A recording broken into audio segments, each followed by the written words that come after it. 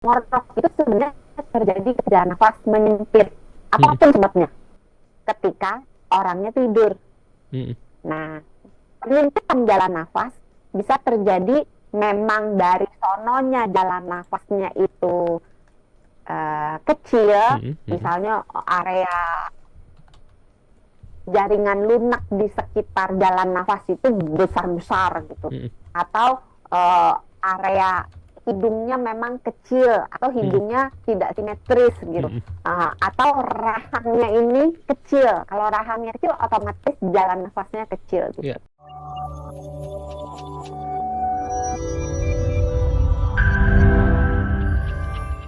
banyak orang yang bilang, dok, katanya kalau tidurnya ngorok itu artinya lagi capek banget dan menandakan tubuh tuh lagi butuh benar-benar istirahat. Benar atau enggak sih, dok?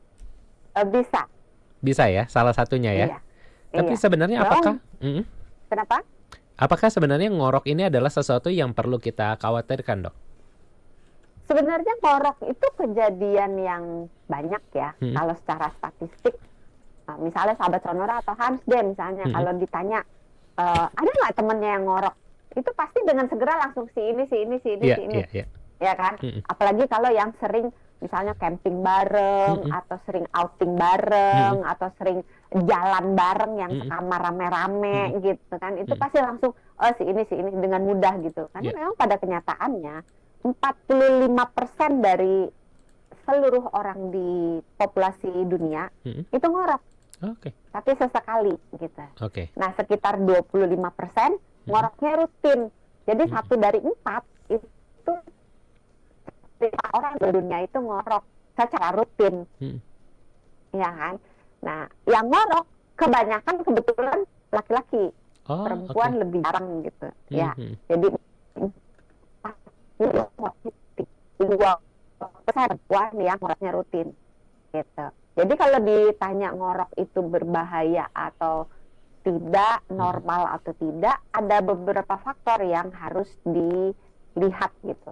Kalau ngoroknya cuma sesekali, Mhm. pas misalnya Kak Hans bilang tadi, oh lagi capek Mhm. banget, misalnya udah kerjanya berat, Mhm. udah kerja secara fisik Mhm. berat, Mhm. secara mental berat gitu, Mhm. terus kurang tidur, biasanya malamnya itu akan ngorok gitu. Oke. Nah, yang sesekali tidak disertai dengan rutinitas, Mhm. itu biasanya kita anggap sebagai masih normal, tidak ya, tapi masih bisa dianggap sebagai tidak berbahaya gitu. Oke. Ini kelihatannya menarik, dok. Ternyata cukup besar ya angkanya, Nah, 45% tadi ya? iya, Empat puluh lima 45% persen. dari populasi Mhm. itu ngorok secara sesekali. Oke. Kalau rutin itu 25%. Rutin itu 25 dan ternyata dari 45% itu ada juga wanita ya, walaupun skalanya lebih kecil ya, dok ya? Iya, cuma 20%, 40%-nya tuh pria. Jadi memang kaum pria lebih Lebih berisik kalau tidur ya? beresiko, lebih berisik. Tapi itu ada sebabnya loh. Kenapa tuh, dok? Emang ngorok ini menjadi indikasi apa sebenarnya ketika kita tidur? Ngorok itu sebenarnya terjadi ketika nafas menyempit, Mhm. apapun sebabnya, ketika orangnya tidur. Mhm. Nah, penyempitan jalan nafas bisa terjadi memang dari sononya jalan nafasnya itu kecil, Mhm. Mhm. misalnya area jaringan lunak di sekitar jalan nafas itu besar-besar gitu, Mhm. atau area hidungnya memang kecil atau Mhm. hidungnya tidak simetris gitu. Mhm. Atau rahangnya ini kecil, kalau rahangnya kecil otomatis jalan nafasnya kecil gitu. Iya.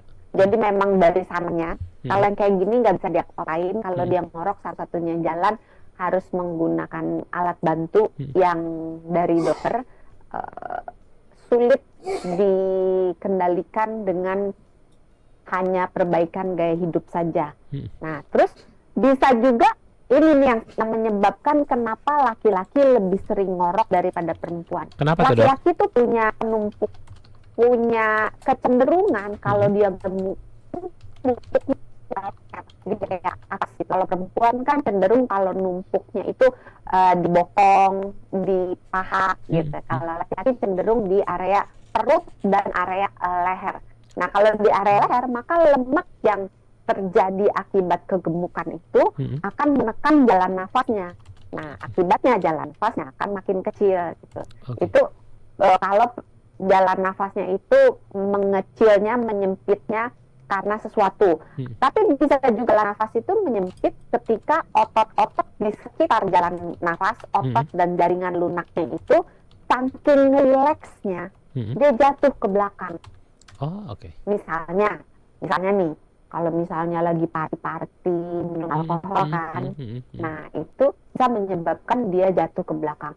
Atau misalnya orangnya itu tadi capek banget sehingga dia rileks sekali, tidurnya dalam banget, dia jatuh ke belakang gitu. Atau misalnya dia minum penenang, atau dia minum obat tidur, sehingga obat-obat yang membuat otot-otot menjadi sangat rileks, maka itu berpotensi jatuh ke belakang kalau dia tidurnya terlentang. Nah, terus bisa juga jalan nafasnya itu menyempit ketika orang tersebut mengalami pembesaran di area tempat lain yang menekan jalan nafas. Misalnya, nih yang sering nih, yang ngorok pada anak-anak. Punya ponakan nggak yang ngorok? Belum nemu lagi, Dok. Ya. Soalnya kalau saya nanya punya anak yang ngorok nggak, anak aja belum pasti punya. Nggak punya ya. Ada anak-anak tuh ya.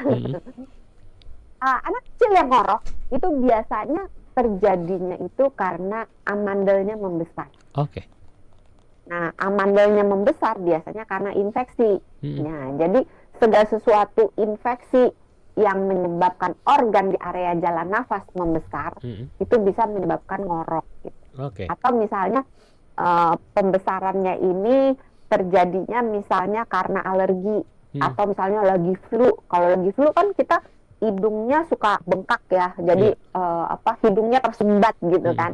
Nah, itu bisa penyumbatannya itu tidak hanya di area hidung, juga di area jalan nafas, sehingga membuat jalan nafasnya itu menyempit.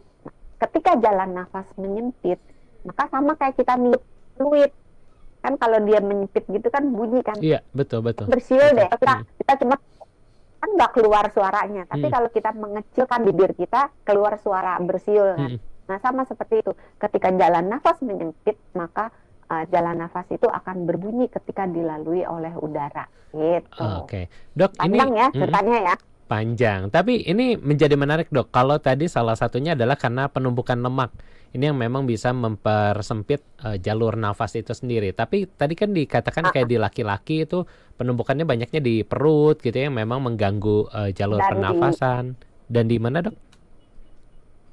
Dan di area leher. Dan di area leher. Nah, penumpukan lemak ini kan sebenarnya kita nggak bisa atur, Dok. Ketika kita makan, kamu numpuknya di paha aja deh.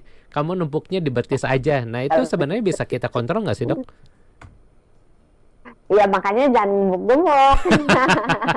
Makanya pengobatan lini pertama dari ngorok yang sesekali, yang nggak berbahaya, biasanya itu disuruh nurunin berat badan. Oh, oke. Bisa jadi salah satu solusi ya? Spesifiknya.